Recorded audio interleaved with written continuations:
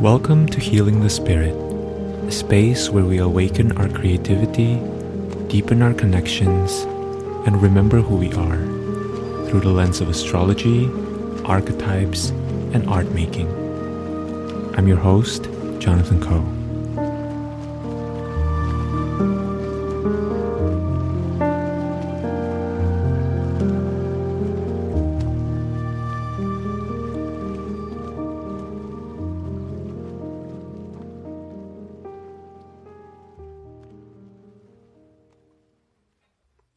Hello everyone, welcome to Healing the Spirit. I am thrilled to be sharing this deep and rich conversation with Joanne Chen. Joanne is a teacher, a coach, a writer, an energy worker, a composer, and a professional pianist. And I've known Joanne for a long time now, since 2007. We met when we were both freshmen at music school. She was actually my first friend that I made in New York, and what is so unique to me about our path is that we've been connected and we've been walking next to one another in this path from essentially focusing on becoming a classical pianist into being energy workers, which is what we both now primarily do.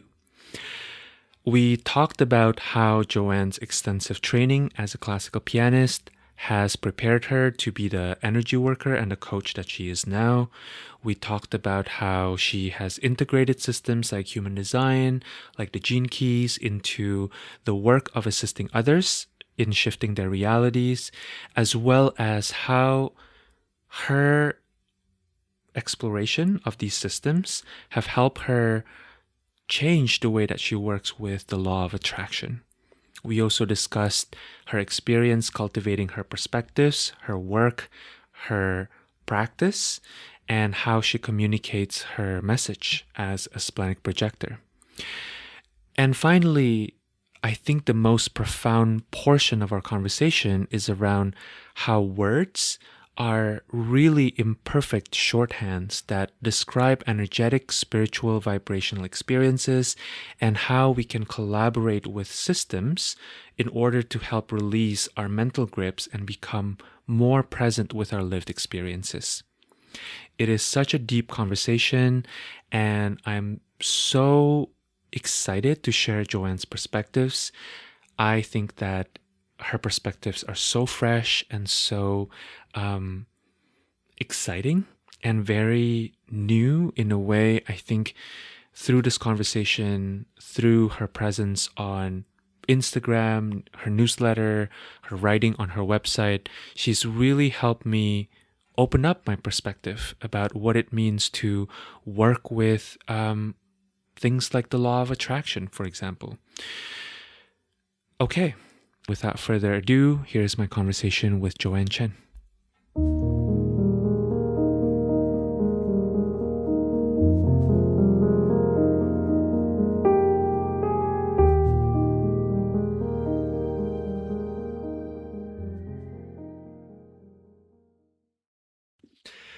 Welcome, Joanne. Thank you so much for being here. I am so excited to have you. And I feel like this is such a long time coming, and also at the same time, the timing feels so like aligned for us to be talking at this time. So thank you for being here. Thank you for being you. And yeah. I'm really excited to be here as well. Yeah. So I want to introduce you by letting the listeners know that you were the first friend that I made prior to, and then also essentially when I first came to New York. So we both went to Manhattan School of Music many lifetimes ago at this Yes. point. Jeez. And Yeah. yeah, truly, like it felt like forever ago. And yeah, we've been in touch ever since, and we've kind of evolved together. So I kind of want to pass it off to you and have you introduce yourself, who you feel yourself to be in this present moment, how you got to this point, and yeah, anything that you want to share by way of introduction for anyone listening. Sure. Yeah. So, well, I'm Joanne, and I have known Jonathan since, was that 15 years ago? Maybe even a little bit I think it longer. was 2007, so like almost 16 and a half years, I think, at this point. Yeah. Yes. Yes. So we both went to Manhattan School of music school, and then the it's really interesting that you started with that because the journey of my study at MSM has really been a solid foundation to what I become today. Mm, I do coaching for others, and I support people to shift energy, shift perspective using human design, breath work, a little bit of gene keys, and other modalities. mm, And I found that my study in music has really supported me in the journey of self-reflection, self-inquiry, as well as somewhere intellectually helps me to put everything together. mhm, I'm also a 2-4 splenic projector in human design, so it's kind of natural for me to just start mastering a system and go mhm, really, really deep into everything that's energetic. mhm. Yeah, yeah. I love that introduction. Um, what is your sun, moon, rising astrologically, just for the sake of the listeners? My sun is in Libra, Mhm. moon in Taurus, and Leo rising. Yeah, cool. Mhm. So I'm curious to have you talk a little bit more about how you feel your foundation and your explorations, your many, many years of foundational explorations and training in music feed into your work now. Because I have certainly in the past year, if not more, recognized the value of playing with frequency through music, right? Yes, As foundational to doing the absolutely. work that I do now. But Absolutely. I don't know if other people or like the society at large always understood it. So, and I've seen you spoken about this like so and written about this so eloquently. So I would love to hear your perspective and whatever feels alive in this moment for you. Right. That's definitely a tough one because you and me both have been in the classical music field in so long, and then we probably use some languages that uh, general public wouldn't really understand, or our True. mind naturally goes there. Mm-hmm. Mm-hmm. But for me, um, music as a foundation, like you have mentioned about frequency, my practice was music, it's almost like those people who practice yoga or kung fu consistently, Mm-hmm. because it requires your awareness to how the sound is delivered through your body, which we can relate that to our voice. Mm-hmm. And it will probably be more relatable for people who sings. Yeah. Yeah. So I always relate our body as a sacred instrument. Mm. Mm-hmm. So how we speak, how we talk, and how we sense our connection and interaction with the audience is very similar to how we connect with other people, Mm. Mm-hmm. friends, students, family Mm. members. And with that in mind, it's mainly really just about awareness and the willingness to not jump to conclusion. As like when we are practicing piano or a piece, we're not going to say this is done Mm. today after a Mm-hmm. week. Mm-hmm. Usually we used to spend maybe a year to prepare a whole concert program, and it's the Yeah. consistent refinement in energy. Mm-hmm. Mm-hmm. Mhm. I love that. It's Mhm. also making me think about how music is essentially music happens because we bridge through our bodies and through our presence, right, in the 3D Wonderful. reality. Yeah, we bridge the seen and the unseen, right? We bring um something that we're hearing maybe from our mind's Mhm. ears, right, into form. Yeah. Mm-hmm. Yeah.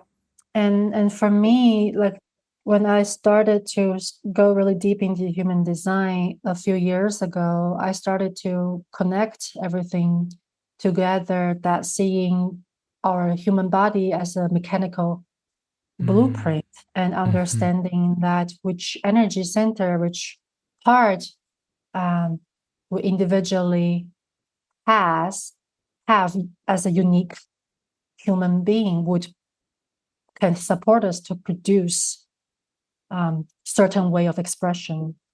Yeah. Yeah. Mhm. Yeah. I feel like human design has also helped me see my impact on the world around me, and Yeah. also in general how the world outside impacts me. Mm-hmm. Mm-hmm. Mhm. Yeah, and it yeah, human design also really support me to see the interaction of energy, how energy flows between people, between Mm. me and others, and that has everything to do with how I work with other people as a musician. Yeah. Well, the Yeah. dynamic when we play chamber music Mm. or working with a soloist as a pianist. Yeah. Yeah. And even our relationship and interaction with the audience too, right? Like Yes. the Yeah. audience, the venue, the instrument really impacts how we end up quote unquote performing on that day, right? Yeah. Right. And speaking about performing, I don't know about you, but I found that so interesting to witness myself Mm. when I am putting on that performer hat, Yeah. and then when I am not having the performer hat. Uh-huh. For me, I sort of go into a totally different energetic person. Totally. Mhm. Totally. Yeah. Would you want to speak more about that? What have you found in maybe the performer archetype, or when you're embodying that archetype, that comes out that probably is not there when you're not on the spotlight? Right. I found it really interesting. Just the word performance or performing has such a different connotation depending on your our background. Because Mm. a while back, I was having conversation with people who are in corporate, and they have a total different perspective when they talk about performing, Mm. and it's almost like it's pretentious or it's fake or they are trying to strive. It's that type of connotation. Mm-hmm. But for me, it's about showcasing what I have worked through, Mm. Mm-hmm. showcasing what you and me as like musician and artist, showcasing what I have transformed. Mm. Mm-hmm. And usually performance is also like a one time or like a few time thing, unless you're somebody like Yu Jiawang or Lang Lang, Yeah. who's doing like 300 concerts a month. I don't know. Totally. Totally. Yeah. Yeah. Mhm. Mm-hmm.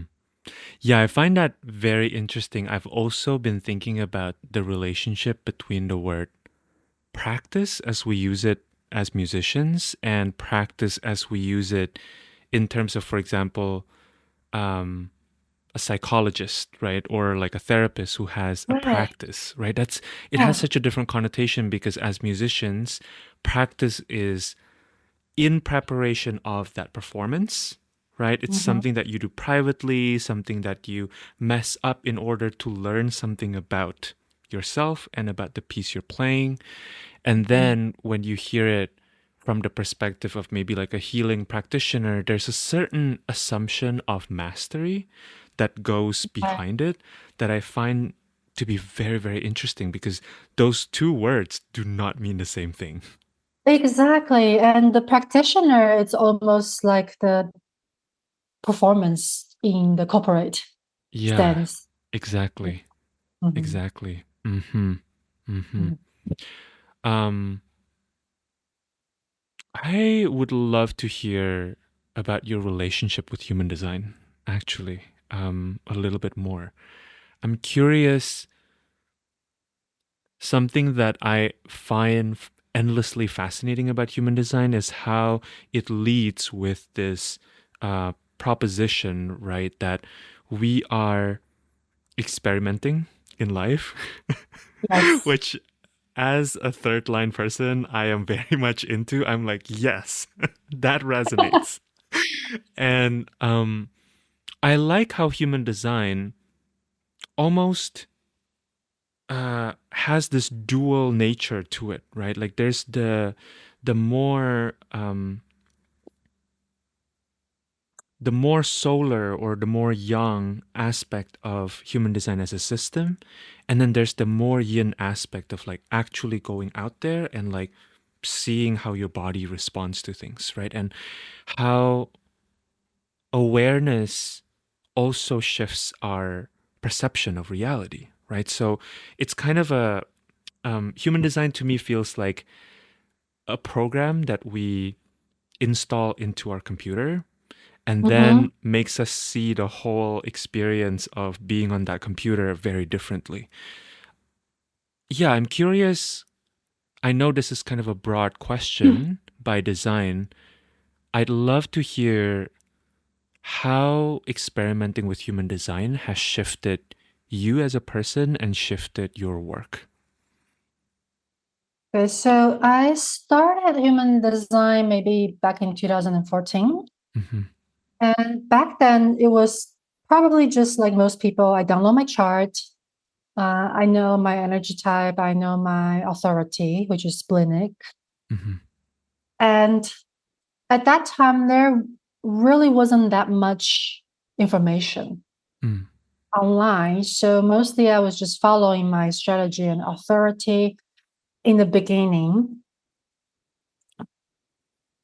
At that time, it was really supportive because it really helped me to listen to my splenic intuition and then get myself out of the mind. mm, And of course, it's probably gonna look completely different for like a mental projector. But human design exploration for me coincide with the time where I started exploring quantum physics, law of attraction. mm, And human design in itself has multiple systems that go into it. mm-hmm, Quantum physics is a large part of human design and suggesting that the system is binary, right. which connects to what you said, as you know, there's this dual nature of it. And as the time goes by, maybe until um, 2016,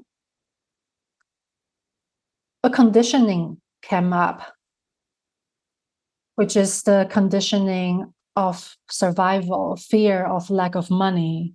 Mm, Um, so that was when I moved to China, when I moved to Shanghai, and then when I completely sort of put the experiment aside.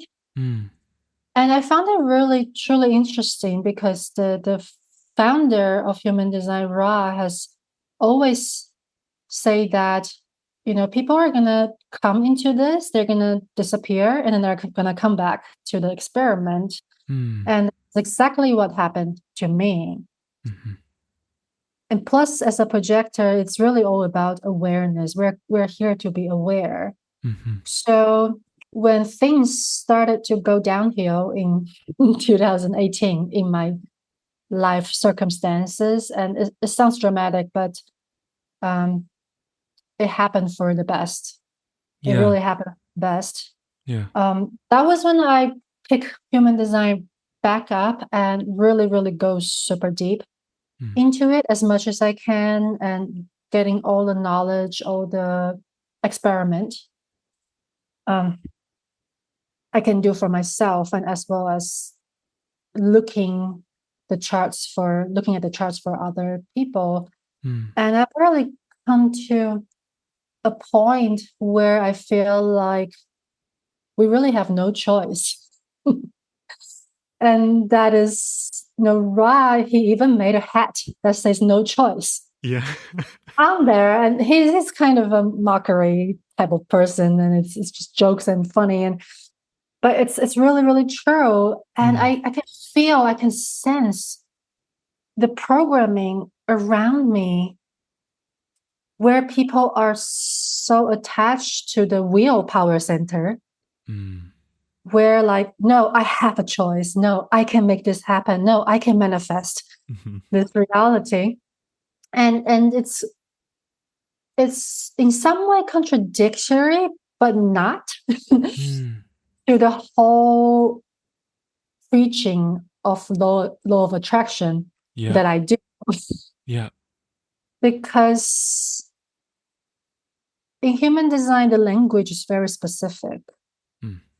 Language in itself is a transmission. So manifester manifests, generator generates.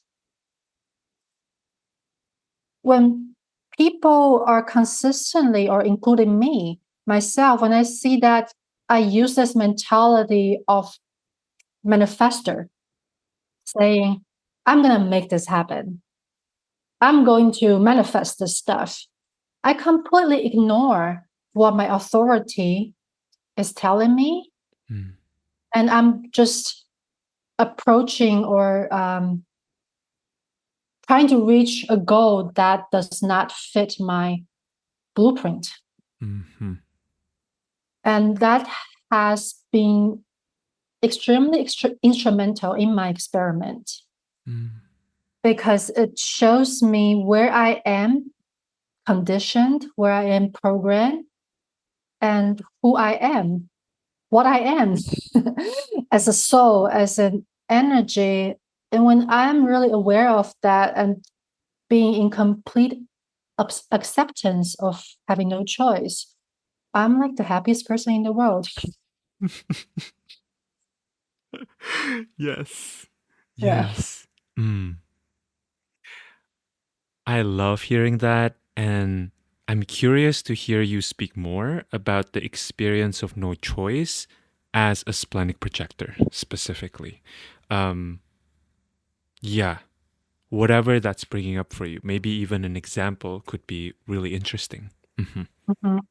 So I'll use an example that happened this morning. It's always happening, and splenic is the in the moment Hmm. response, and that Hmm. very tiny little um, yes or no, which is very different from generator sacral response. Mm. It's similar but different. Hmm. And for me, it's really about the step by step. It's not about the big thing. It's about, if I'm going to stay at this hotel that I'm staying at right now for another day.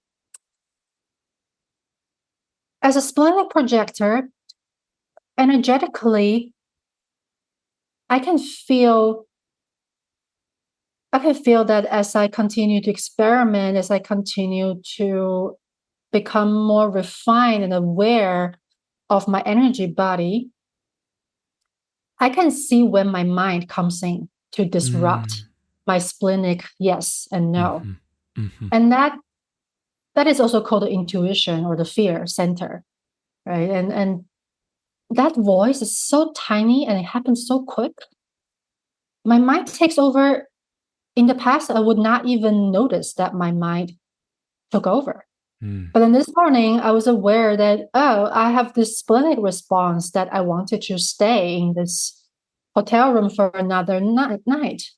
My mind started calculating all the possibility, all the probable scenarios that can happen if Hmm. I stay, if I don't stay, blah, blah, blah, blah, blah. But it's just like blah, blah, blah. And that moment, I'm like, you know what? My spleen had a response to stay here. I'm not responding to anyone, Mm. but that pure thought, that pure idea of staying here for an extra night. And so then I did. Yeah. Yeah. And I Yeah. found it can be really challenging if you are running a business, if you have a family to take care of, uh, things that you need to plan. It could be very challenging, since that's kind of the mind's job. And that's contradictory to my inner authority Yeah. sometimes. Yeah. Mhm. Yeah. Mm-hmm. Yeah, this is so interesting to me because a lot of the times the conventional advice we get about how to run a business or how to run a practice really runs counter to our body, Design. our design. Yeah. Yep. Yeah. Yeah. Your experience of being a splenic projector is different and quite similar to mine as well, like as a sacral generator, because Right. I have often, what I do notice, Joanne, is I am able to stay in situations where I don't get sacral response or I get a no, but I Mm, start to notice everything around me deteriorating, right? I notice relationships kind of falling apart. I notice projects falling apart. Everything just starts falling apart when I am not a sacral yes. And it's really intense, actually. And right. because it then, to kind of tie it back to the no choice concept that you brought into the conversation earlier, it kind of felt like that to me too. Like many times, the language that's often used to describe generator makes us sound like we are always the life of the party. But the flip side of that is also true. Like when that sacral energy is not present, it's really intense because then you start to see everything falling apart around you. And it's like, oh, Right. but it's like, it's coming from me. Like, I don't have the energy, I don't have the calling at this moment to be tending to this. Mm-hmm. Yes. Do you have a emotional defined Mm-mm. center? You No, don't. I don't. Yeah. Yeah. Yeah. Mm-hmm. Yes. Which Yeah. At the is, same, yeah. yeah, it's Go an ahead. interesting experience not having the emotional center defined. You also don't have it defined, right? I Mm-hmm. don't. We're kind of just watching. Yeah. Yep. Yep. Uh, Especially also the emotional solar plexus center is going through mutation right Mm-hmm. now. We are Mm-hmm. moving from the solar plexus center being a motor center into a pure awareness center. Yep. And that could be really traumatizing is the word that come up, but it's not really traumatizing, but it could be really dramatic and Yeah. intense Mm-hmm. for a lot of people. I think even for non-emotional, Mm. emotionally defined people, if we do have, I mean, we all do have conditionings Yeah. Yeah. that's come from our upbringings. Mm-hmm. Mhm. I'm curious if you've seen that kind of playing out in reality, that mutation. Absolutely. The mutation I've seen, and I'm sure that you can probably relate that to the astrological transit and what's happening. Uh, I've seen that people often magnify a specific archetype. Mm. Let's say toxic masculinity. I don't Mm-hmm. even really like that word, Mm-hmm.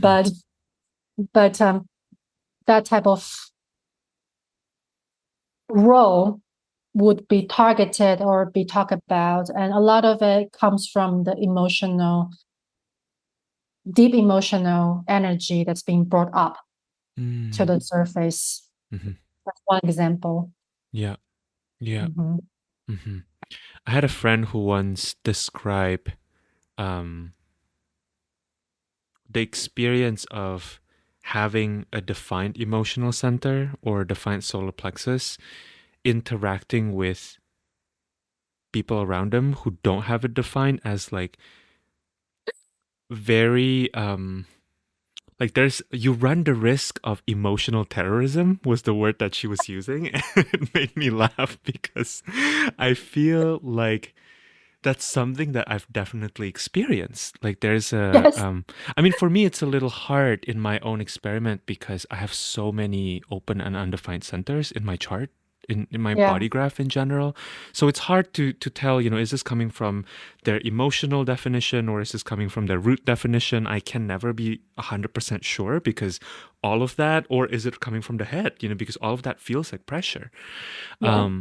But yeah, I think it's very interesting considering I'm surrounded. I have a lot of friends who have emotional definition, and what I've seen as a very integral and crucial part of their evolution has been learning how to be with the up and down of their emotions and learning how to deal with that in a way that is mature and doesn't Yes. force other people because that solar plexus definition really impacts everybody else who don't have it.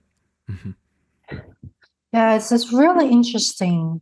I love that you mentioned your interaction with your friends because like my partner is a emotional solar plexus authority Mine and too. he's a two, yeah, and he's a 2-4 generator. Uh-huh. um I'm like you, I have a lot of open centers in my body graph. Mm-hmm. We've been sleeping together in the last three nights, which I usually don't do. Mm-hmm. And maybe for people who don't really know, it's kind of detrimental for someone who doesn't have sacral center defined to sleep with someone in the same bed or even in the same room. Mm-hmm. And this morning, it was so interesting when we went to the beach to have a cup of tea. Eclipse energy is also in the play. Mm-hmm. And I was witnessing our communication, our way of expression. And for him, he was in that emotional wave down low. That he expressed that he felt really not exactly grounded, but it's not like low energy in a sense of better or good, but it's just like a low key, Mm-hmm. uh, flat line Mm-hmm. type of energy. Mm-hmm. But then I woke up in the morning because I've been absorbing all this sacred energy, and it's eclipse. And I'm excited to like be on this podcast with you. I got it in the morning. I'm like, oh my god, this is so great! I'm like a squirrel, and he's just like, oh my god, why are you, why are you doing this?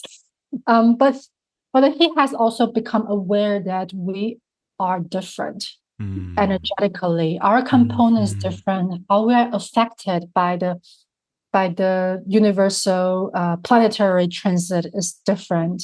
Mhm. Yeah. Mhm. Yeah. Hmm.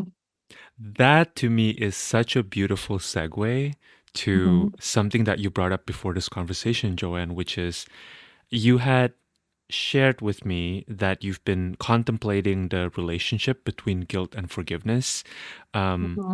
Specifically, how in human design, guilt is a motivation, but in the gene keys, guilt is a wound, right? And so I'm really curious to hear you talk a little bit more about this. And I'm going to um, draw the connection here because what I'm hearing from you is that there's a theme around how these systems, right, whether they be human design or gene keys or astrology, Hmm. ultimately helps us understand both our differentiation and our Yes. distinctness.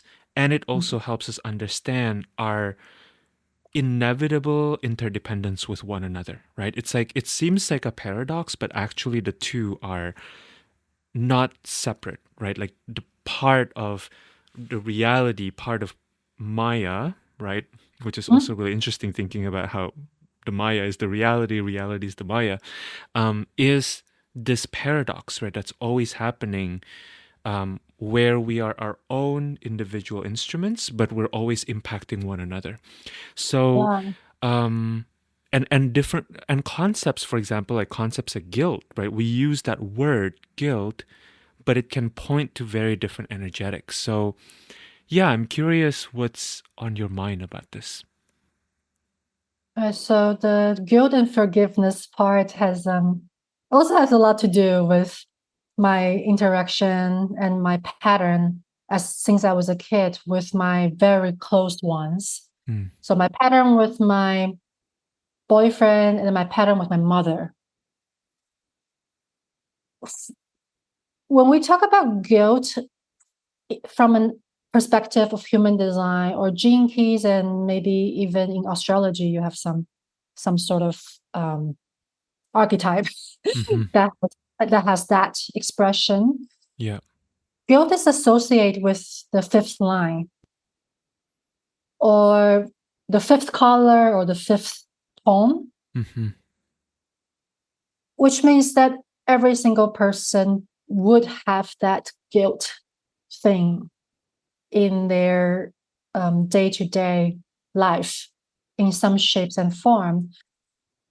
But it just so happened that I have a guilt motivation in my Mm, body graph mm, specifically. mm-hmm. So for me, I saw that since I was a kid. My mom hated it when I was a kid. Like she would be like, "You always say sorry, but then you never really," which is exaggerating, by the way. But like you never like change yourself, or you never did better. Mm, But in human design, people with guilt motivation would be aspire to become a better person because we think that our ideal self, we are not our ideal self yet. We feel guilty, and we mm, do everything we can to have that motivation, or we already have the motivation to accomplish something. mm-hmm. And Mm-hmm. in a way, it's actually positive. But if we go to the wounding side, it could be challenging for other people if we don't actually meet the expectation. Mm-hmm. The tricky part is that when I have guilt motivation, I also had to spend a lot of time to learn to put myself first, not just to satisfy other people's expectation, which is also a very, very fifth line thing because you have a fifth line and then you're kind of in this projected field that people have expectation of you. Mm-hmm. Mm-hmm. Yeah. So it's a journey to understand and then to see the balance between fixing ourselves, transforming our wound, and to understand that, you know what, actually, that's me. Mm, Human design gave me that permission to be 100% me, to be okay to feel guilty, to forgive mm, myself in mm, the guilt. mm-hmm. Mm-hmm. Mhm. Yeah. It's taking me back to the no choice, right? And Mhm. there's something very potent about the no choice aspect of the system. Mm-hmm. Yeah. Mm-hmm. Yeah. Mhm. What would be your transference then, in if your motivation is guilt? My motivation is guilt. My transference will be hope. Oh. Second line, Mm-hmm. Mm-hmm. which is quite tricky a little bit because I'm a 2/4. And even though it's the underneath architecture of my components, I can see that sometimes it's detrimental that I'm overly positive, Mm, mm-hmm. or like I would sort of ignore the negative, or however you perceive negative aspect in certain things, and become overly hopeful, overly optimistic. Mm, Sometimes that happens. mm-hmm. Um, but we are also always, our personality is always in transference. So Yeah. Yeah. understanding that, seeing that really helped me to also forgive myself to sometimes bypass Hmm. negative stuff. Yeah. Yeah. Yeah. Uh-huh. Mhm. Hmm. I'm curious to hear more about guilt actually for you, because it Mhm. feels to me like the Gene Keys version of guilt is slightly different, right? Like it's speaking maybe to guilt that kind of keeps us stuck or something like that. And Right. yeah, how do you conceptualize that, and how do you contextualize it within your lived experience? Mhm. If I look at my Gene Keys profile, I actually don't even have any fifth line Mm, in my profile in my chart. interesting. But astrologically Yeah. speaking, Hmm. that's a difficult word. It is a difficult word. Astrologically speaking, I also only have two fifth line in my, I believe it's Uranus Hmm. and Saturn. Mm, And I was just contemplating this a few days ago, and I guilt for me, it happens when I cannot deliver information completely. If mm, I cannot, if I feel like I somehow didn't teach well, or if I say I have a client that came into my field and I couldn't help her mm, to the extent that I wanted to because energetically it was just not a match. My spleen mhm, told me no. I feel mm, guilt in mm, that. mhm, And those situations positively impact me in a sense that I want to better my practice as a business sense. And or like I want to be able to understand other mm, people better. mhm, That become a motivation mhm, for me. But on the other hand, I would guilt trip myself mm, sometimes, mhm, not being able to just do it right. mm, mhm, And it could be really challenging in a sense that it keeps me in a loop mm, mhm, sometimes. mhm, And that would be the stuckness of being in guilt. mm, Because my mind will consistently think about, oh, I didn't do that better, or I let somebody down. Um, and that for me, like my own practice as a musician sense, that then I'll be like, you know what? I have to change the focus in my mm, head.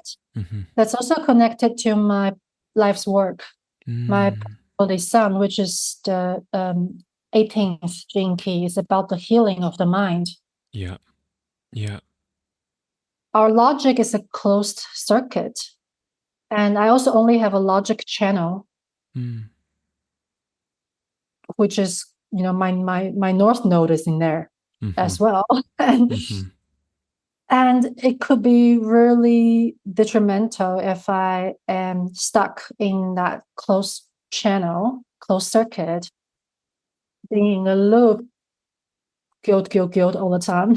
and mhm, and this at this point, it would be really supportive for me to come back into my own space and seeing a bigger picture, which I am learning.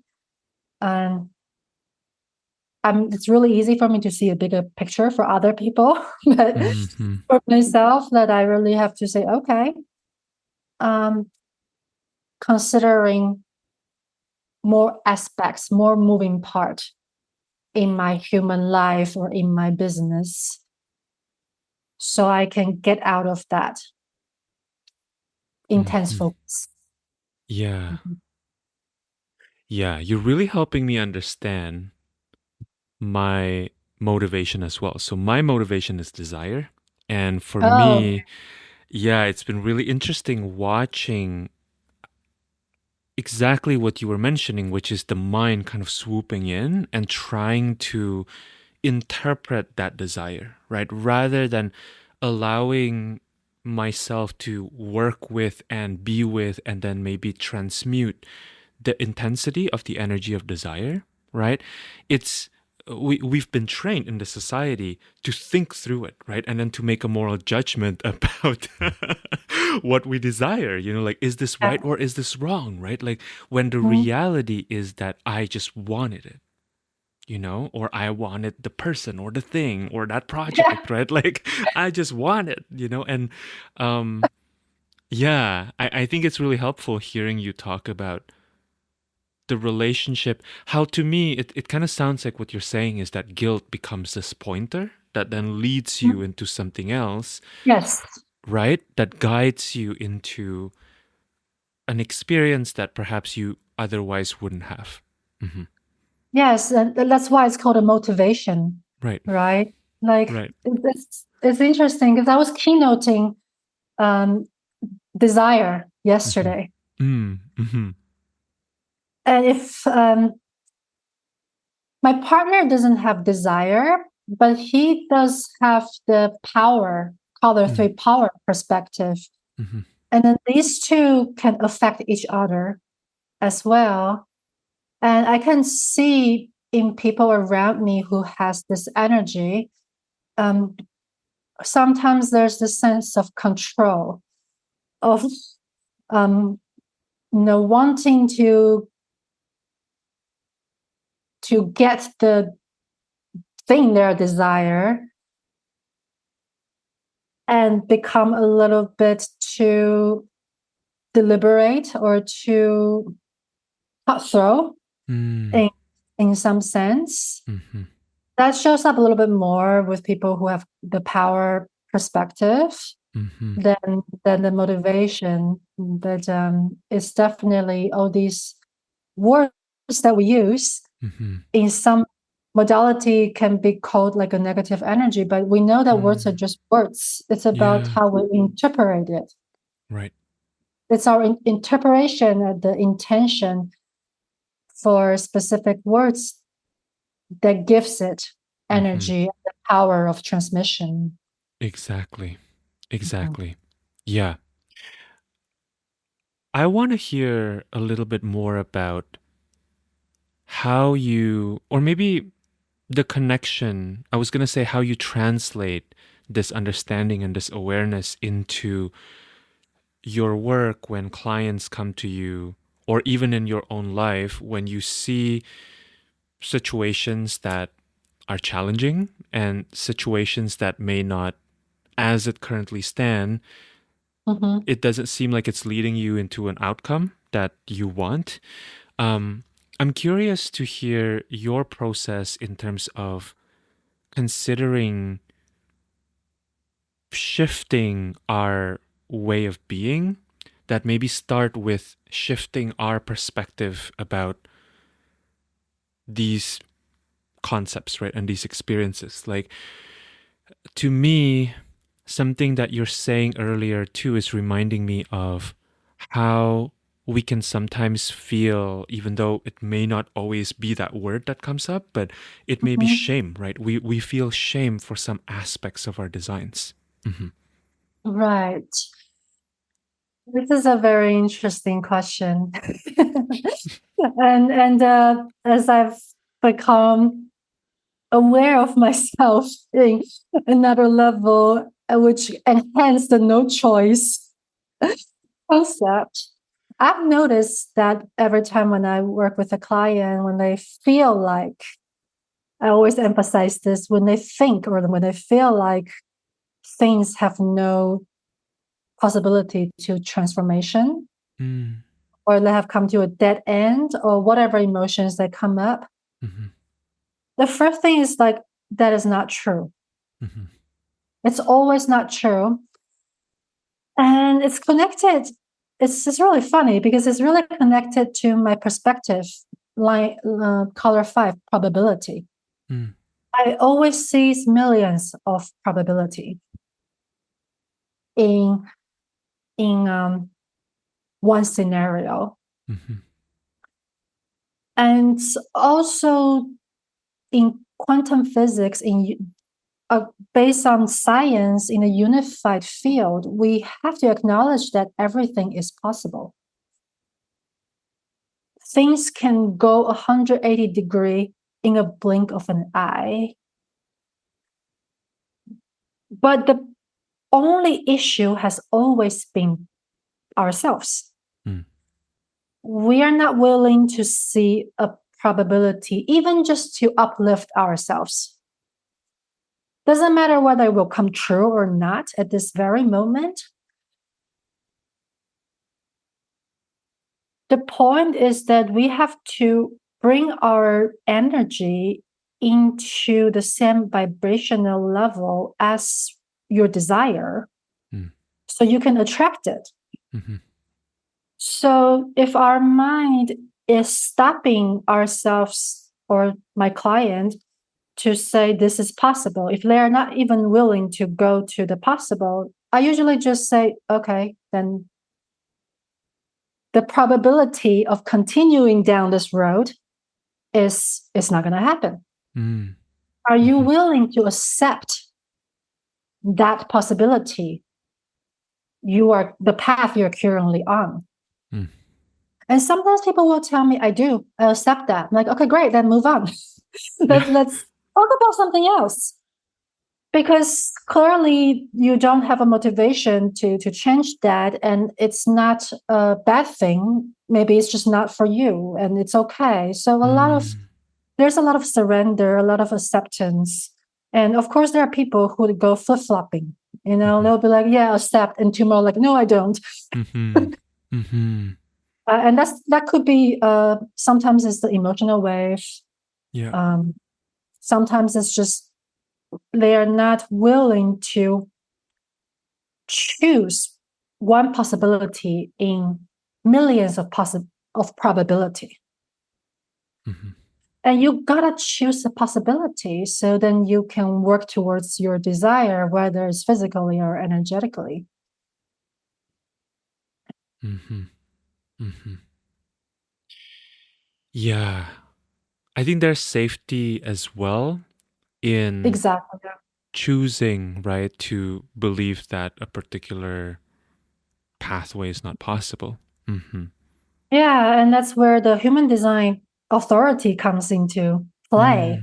Mm. Mm-hmm. Then we would work on the authority. Is like, okay, so if you're a generator, if you have sacral response, do you have a response for this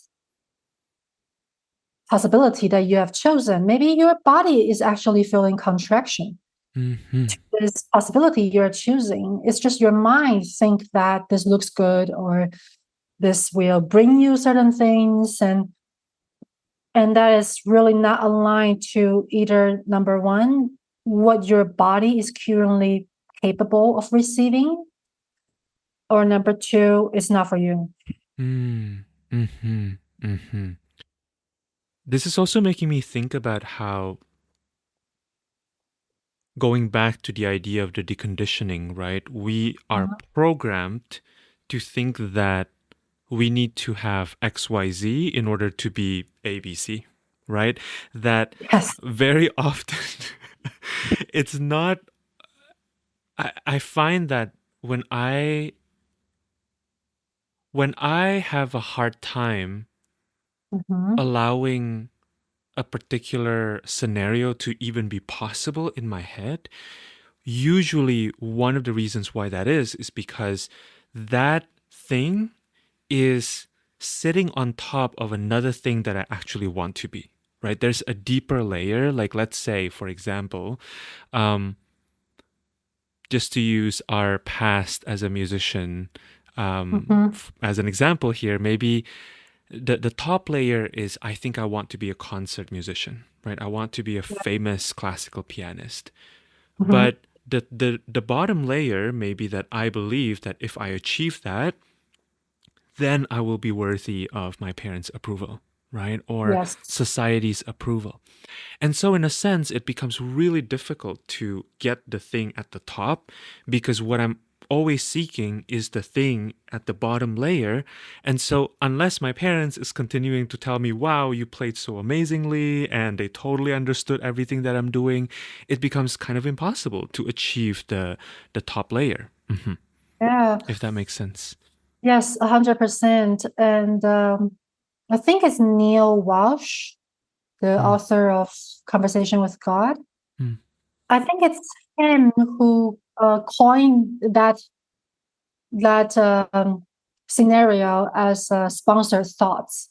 mm, Like you have a mm, sponsored thought after a sponsored thought. Like every thought is sponsored by something else. mm, mhm, mhm, And in the universal laws, it's the law of cause and effect. mhm, You mhm, have a certain thought that can be deeply buried in your subconscious, and then it just layer, like wearing clothes in winter, mhm, piling up mhm, on us, and then we become delusional. And I use that word as neutrally as possible. mhm, We become delusional with what we are trying to achieve, or what we think we desire, what we think we want or mhm, need. mhm. Yeah, Mhm. yeah, yeah, exactly. Hmm. I am also curious to hear um, your relationship with cultivating your perspective. It feels to me, having watched your journey as a personal friend, I've really enjoyed seeing you walk this path of beginning with essentially law of attraction and working with law of attraction in all of its subtleties, and then over time also gaining mastery and a comprehensive understanding of these systems. I'm curious to hear about how you feel like that process of, you and I have talked about this in private conversations about having modality versus not having modality. And I'm curious to hear about that journey for you, and also how how has learning a modality like human design shifted your perspectives that were maybe coming, from that law of attraction world, which I don't know if that's also not a modality, right? Because in some ways, like, it's a set of teachings that guides, right, the work. And so in a sense, the principles maybe also become some sort of modality. That's kind of what I'm thinking Mhm. about right now. I'm curious to hear how this has been cooking in your head. Hmm. Right. So that's a very interesting question. I like it. Um, so we have to talk about law of attraction first, and I'll try to keep it as concise as possible. Or That's be expansive. Yeah, because then we have to move on to human design, how everything is like working together. Yeah. So law of attraction was made famous by The Secret, Hmm. but it's really a description of a scientific mechanism. And because a lot of people are talking about it, many people are teaching it. So each individual would have their own set of lens and how it works for them. Hmm. The problem with that is, in human design, we call that homogenized. So it's like, okay, I give you this technique, I give you this teaching, and then it will work for everybody. Hmm. Hmm. In a sense, when you do believe enough, it's going to work for you. When I come into human design, I see the issue is that people are going to go after things that is not really in their blueprint. Yes. which it's going to work. Like they're going to get what they want, but then it's not sustainable. They would go say, okay, I really want to be with that person. And they spend all this time trying to manifest that specific person, which, by the way, I do have a lot of people coming to me and wanting to manifest a specific person. And they would always come to a point where they realize that in some part of their perspective, their motivation, or the lens, the color they're filtering through, they don't actually want that person. They want the idea of that person. And as a projector, because we don't have the energy to generate. I mean, we do, but not like generators. The mechanism is a little bit different. And I also just want to make sure that the idea of projector or non-sacral doesn't have energy. It's not real. You do. We all do. True. We just channel the universal energy. It's just different. It's a little bit different. And human design, for me, is really a refinement of how individuals operate to use the universal laws. So for me, like, I can totally just sit back and watch things show up. The non-sacrals attract. I allow things to come to me, allow invitations to come to me instead of initiating. But then in certain law of attraction teaching, it could be contradictory in human design, because some people, when they're going really radical in their deconditioning, they would even say that projectors are not supposed to want anything, which is like, that's really to me that's getting too far. Yeah, like if you do have a desire, motivation, you're gonna want something. Right? Yeah. Yeah, so it's really supporting me to shift how I teach. And to be a little bit or a lot more less, what's the word I'm looking for? Dominatrix. I totally see what you mean, though. Yeah, and with the fifth line guilt, like sometimes I can be. In the past, I could be a little bit too strong when I'm reinforcing certain concepts. But now, when I'm aware of my own component, when I'm aware of my client's component, then I'm like, okay, you don't need to have hope. That's fine. Like, I'm not gonna like hope lecturing you. Yeah. Wow. I love that. That makes so much sense. And I think also I'm hearing, if I'm not mistaken, you have a completely open ego, right? I also have a completely open ego. And I think there's something there about when I look back at different chapters of my life, and different chapters specifically that don't work very well are the chapters where I try to act like this mighty person, where I kind of put on, this extra layer of sheen that probably is unnecessary and maybe even arguably detrimental to other people being able to receive my transmissions. Like, my natural transmissions don't really need those bells and whistles because I have a completely open ego. We have a completely open ego. Yes. Yeah. And like, I think for you also, with a fifth line body, fifth line design in your profile, you'll possibly see more Maya than I do on certain level. Right? Yeah. expectation and even your expectation for yourself. Mm-hmm. Mm-hmm. And my expectations for other people.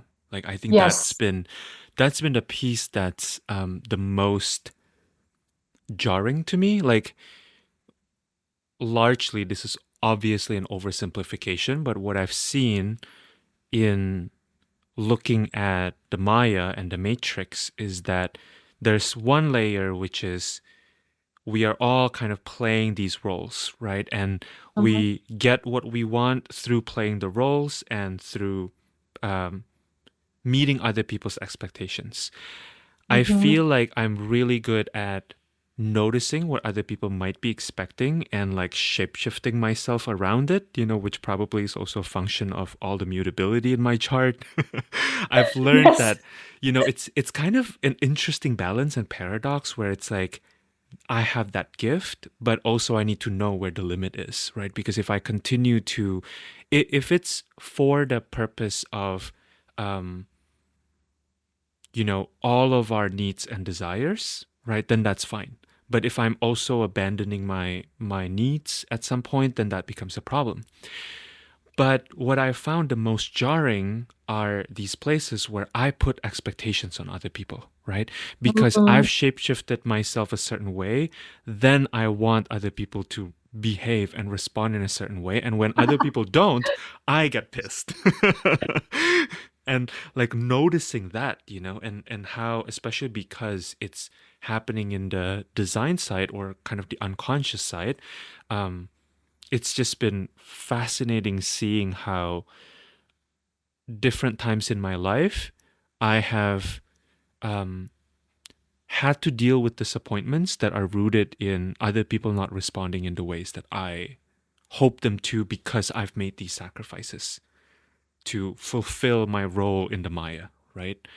Mhm. It's I definitely intense. feel you on that one, and I can see that, like, being a fifth color guilt, I'll be like, I would so want to guilt trip that person in, in like doing better, in like meeting my expectations, Mm-hmm. and trying to motivate them Mm-hmm. like guilt would motivate Mm-hmm. me. Yeah. And at the same time, like my second line in my personality son would be like, this is so unfair, like why I change and that person doesn't change. And that was like the major drama I had with my partner just a few days ago. Mm-hmm. and it really like have to come down to, like, you know what, we're just different. Forgive, Mm-hmm.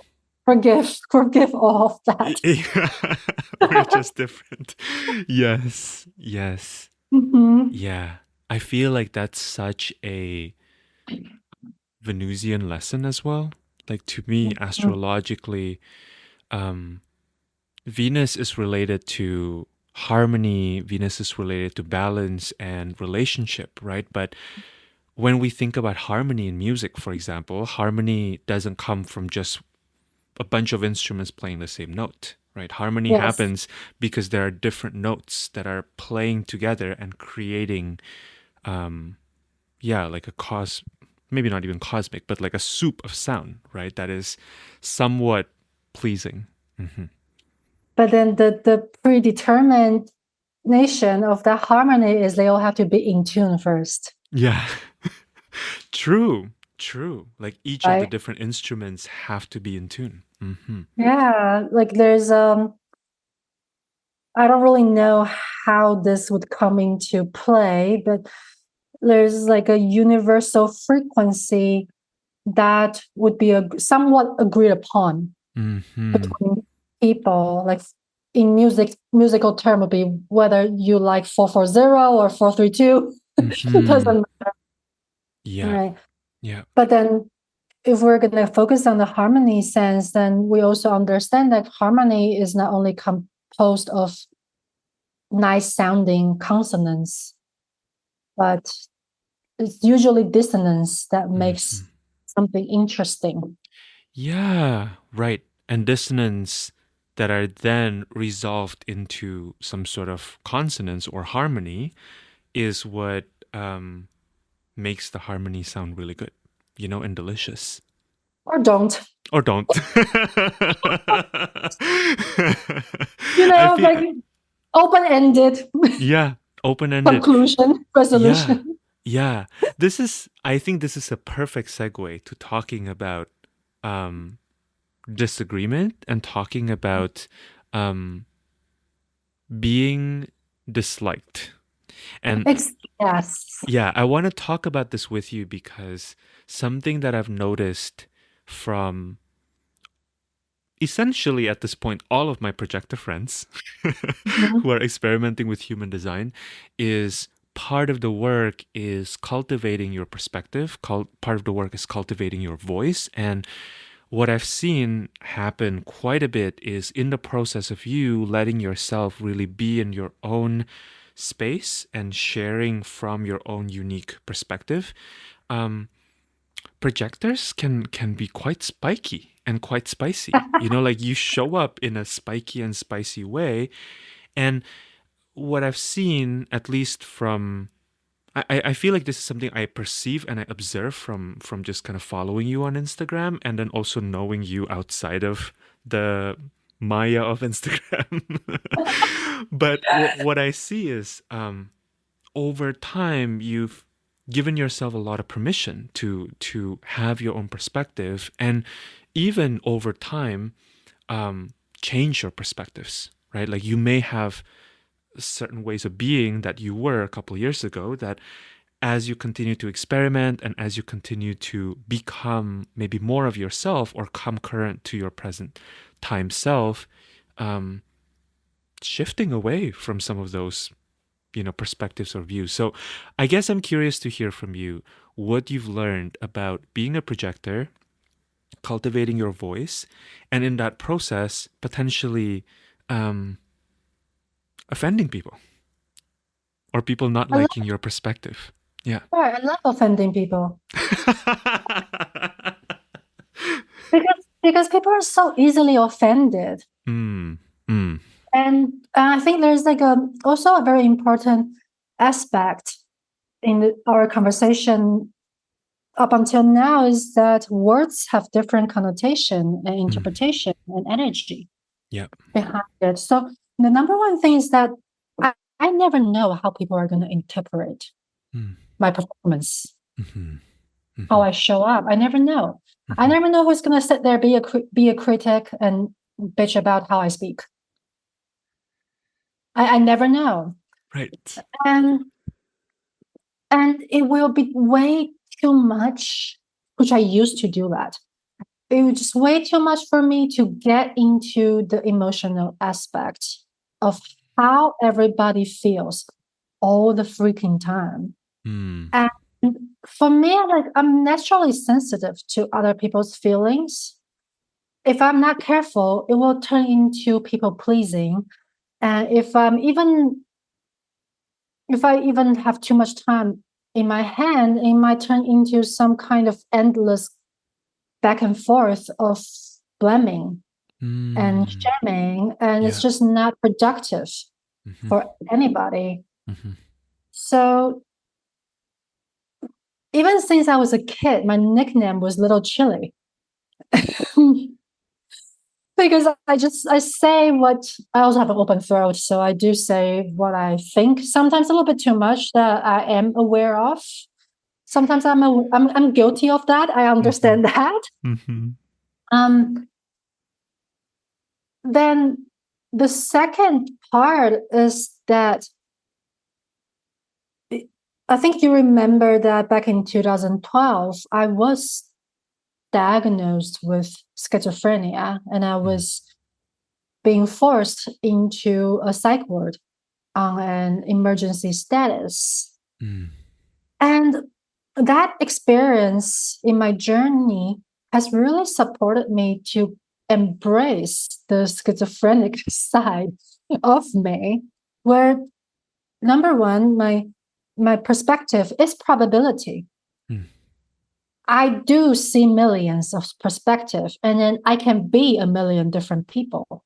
mm, mhm, I have an open G center mhm, as well. mhm, So I am a different person on Instagram. I'm slightly different on Facebook.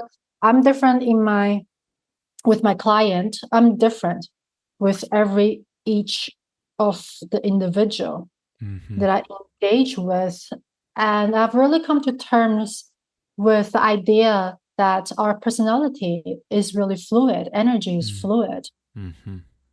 There are certain principles or ethics or morality that I follow, I abide to, like I would not intentionally hurt someone. But other than that, I do give myself a lot of permission. Mm-hmm. Mm-hmm. Yeah. Yeah, it's beautiful.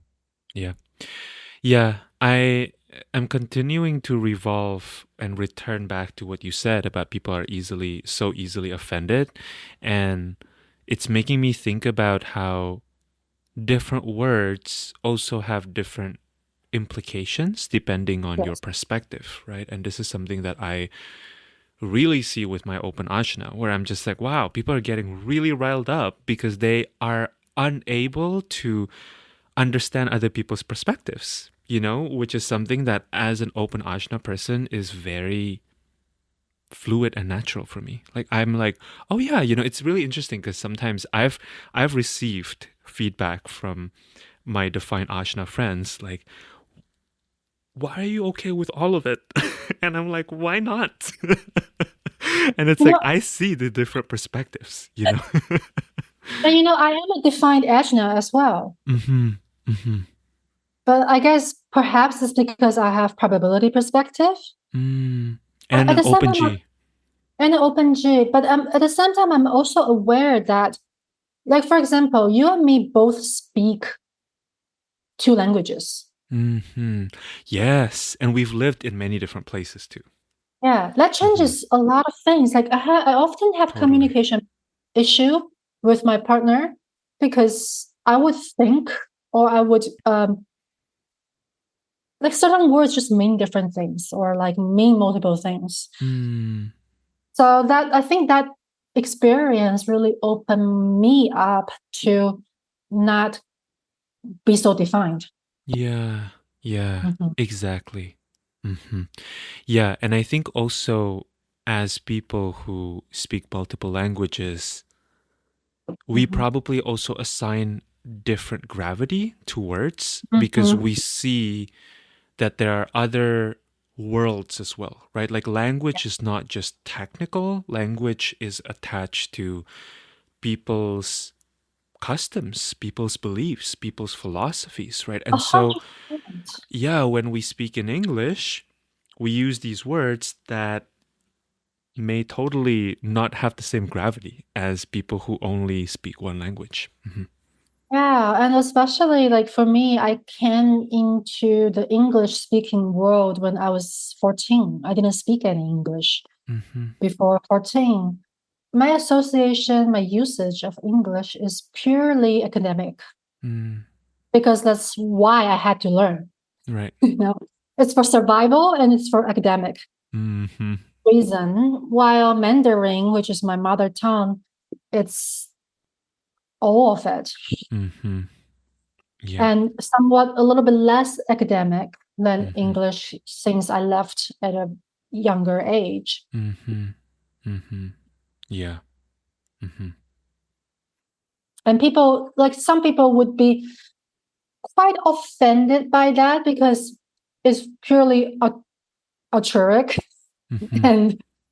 And when I speak English, it can be really sharp. It can be very Mm. square in some sense. Mm-hmm. And I would have to bring the Mandarin side, which is a little bit more emotional, in there. But then the meaning completely change Mm-hmm. and, and make no sense. Right. Right. Mhm. Yeah. Mm-hmm. Mm. So fascinating. Um, I am curious, Joanne, as we are slowly coming to a close for an Mm. amazing conversation. Is there anything else that I haven't asked that you feel like I should, or that maybe you want to explore in this space?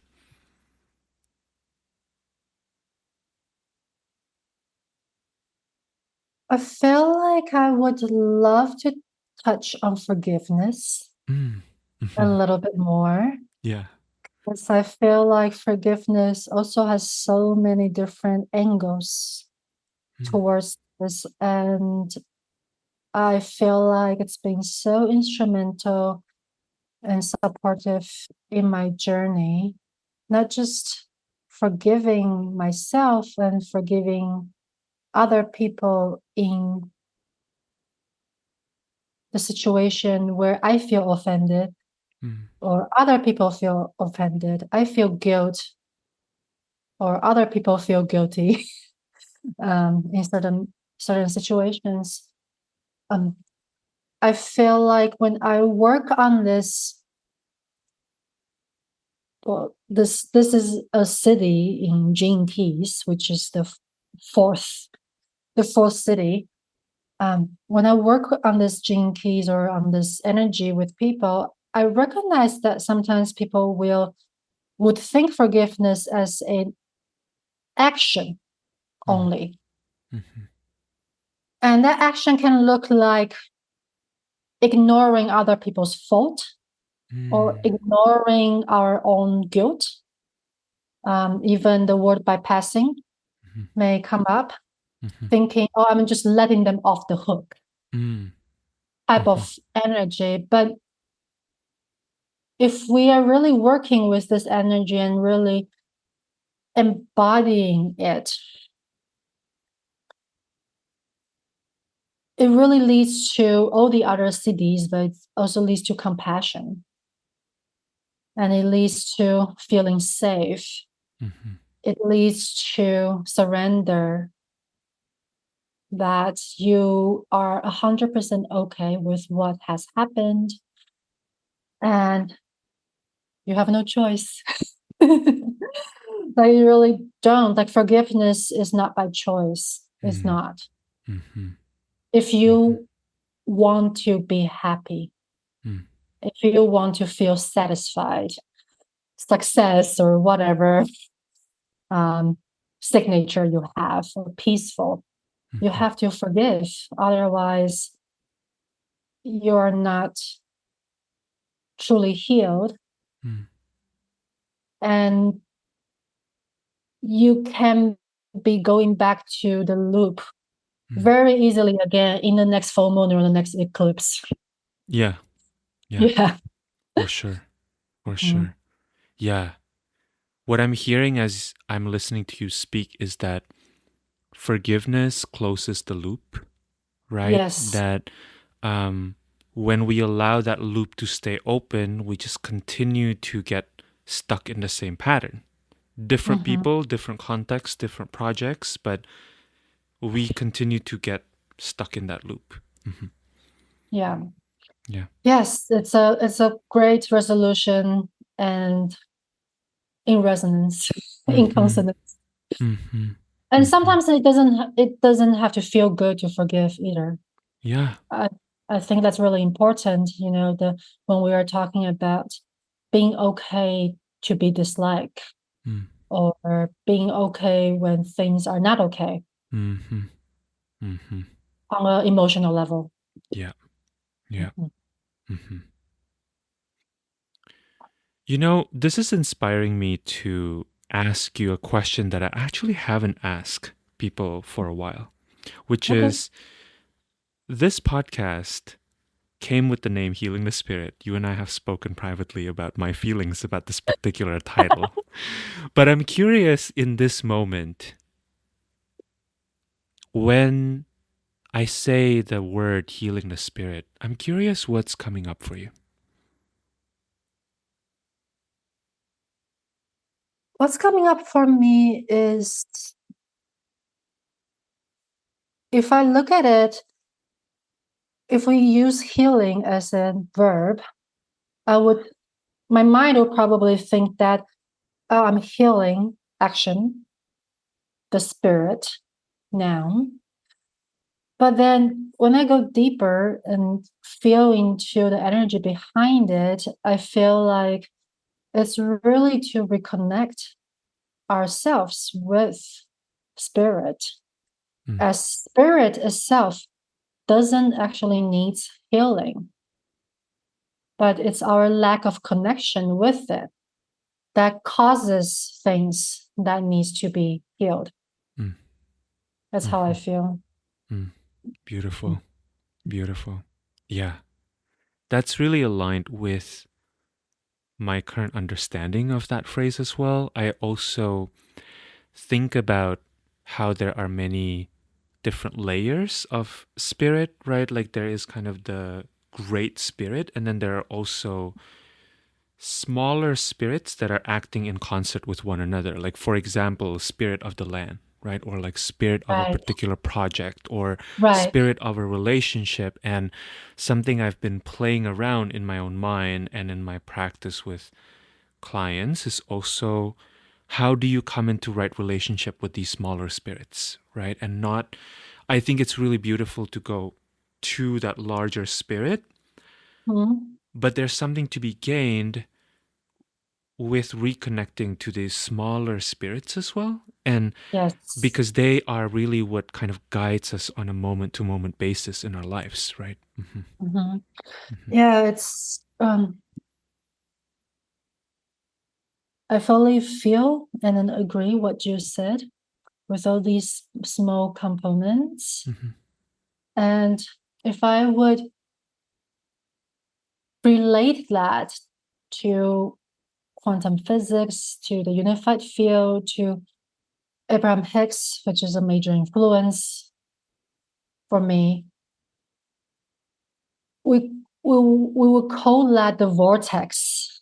Mm. You know, that we're always in the vortex, but then we are healing the relationship with the vortex, as everything that is joyful, pleasant, everything that we desire is in the vortex. Mm. But we gotta learn how to get into it, Mm-hmm. to Mm-hmm. get into it and to take the path of least resistance. So the idea of heal in itself is really just a motion Mm. of reconnecting Mm-hmm. with all these little parts of ourselves, um, and maybe with the land, with nature. I think that's a huge one. Mm-hmm. With nature, with our family, with our relationship with work. Mm-hmm. Mm-hmm. Beautiful. Mm. Thank you, Joanne. I'm wanting to also make sure to give you some space to share how people can work with you, how people can find your work, and everything you have coming up at this moment. Okay, so thank you for the space. And so you can find me on divinehumangrid.com. That's my website. I'm planning to put a lot more written articles on the website. I'm kind of slowly moving away from spending too much time on social media Yeah, these days. Um, understandable. I feel like a lot of yeah, us feel that way. Hmm. yeah, but at the same time, I do have free Instagram channel and Telegram group that I welcome people to join, where I share. Sometimes it's gene key contemplation, sometimes it's just energy transformation tips. Hmm. In terms of working with me, right now I'm planning a free masterclass that's supporting people to be able to shift their mind, their perspective more effortlessly through breath work, through meditation, and maybe a little bit of human design Hmm. in that as well. So that's coming up. If more people are interested, I might have more sacral energy that will support me to make that happen faster. But that's happening. Um, yeah, and otherwise I work with people one-on-one. 3 months, 6 months, or single sessions. Hmm. Open for 20-minute consultation as well. Awesome. So you can get all the information on my website, or maybe you'll tag me on the Yes, I will and the have all of the links in the show yeah. notes. Hmm. Well, thank you, Joanne. This has been so nourishing. I always love talking with you, and I'm sure we'll have you back on very soon. I love speaking with you. It's always been a good like back and forth, collaboration. Yeah, thank Yeah. you. Thank you. Mhm.